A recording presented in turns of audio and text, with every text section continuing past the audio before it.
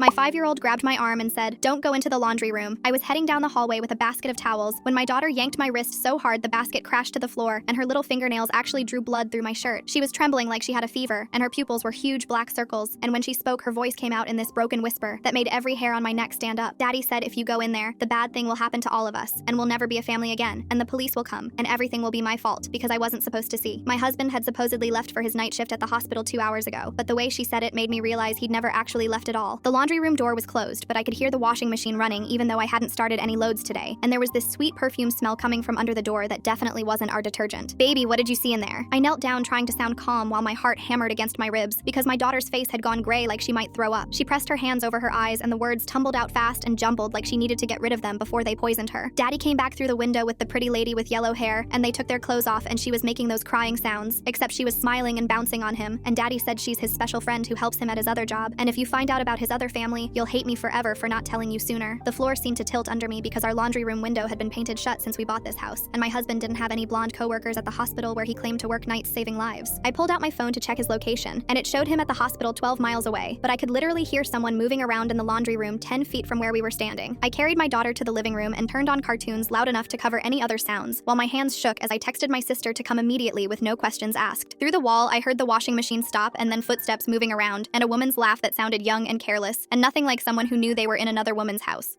My sister arrived in 8 minutes, and I shoved my daughter into her arms with an overnight bag while my sister kept asking what was wrong, but I couldn't explain that my 5-year-old had just destroyed my entire world with one sentence. After they left, I grabbed the baseball bat from the garage and stood outside the laundry room door listening to the sounds inside, which had gone quiet, except for this wet shuffling like someone trying to clean up something spilled. I turned the handle and pushed the door open, ready to cave in someone's skull if necessary. The room was empty, but everything was wrong in ways that made my skin crawl. The window that had been sealed for 3 years stood wide open with muddy handprints on the frame and long blonde hairs caught on the latch. The washing machine was full of men's scrubs that my husband should have been wearing at work right now, plus a yellow sundress, and underneath those was a hospital ID badge with my husband's photo, but a completely different name. When I googled the name, my screen filled with news articles about a medical equipment salesman who'd been seducing nurses at different hospitals to steal their credentials and sell prescription pads on the dark web. There were 3 different photos of him with 3 different women, all blonde and young and smiling, like they'd won the lottery not knowing they were helping him commit felonies that would destroy their careers, and I realized the woman who'd just climbed out our window would be the 4th. My phone buzzed with a text from my husband asking me to bring him dinner at the hospital because he was stuck in emergency surgery, and I laughed so hard I couldn't breathe. I typed back, "Sure baby, I'll bring you something unforgettable in about 20 minutes," while staring at the fake ID badge and the blonde hairs and the muddy footprints that led to a window he'd been using for months. What he didn't know was that I'd already forwarded his real photo and fake credentials to the FBI tip line, along with screenshots of his phone location showing him at the hospital, while he was actually in our house with victim number 4. The sirens would be arriving at the hospital right about the time he expected his dinner, and his other family that my daughter mentioned was about to discover what kind of man they'd been living with too.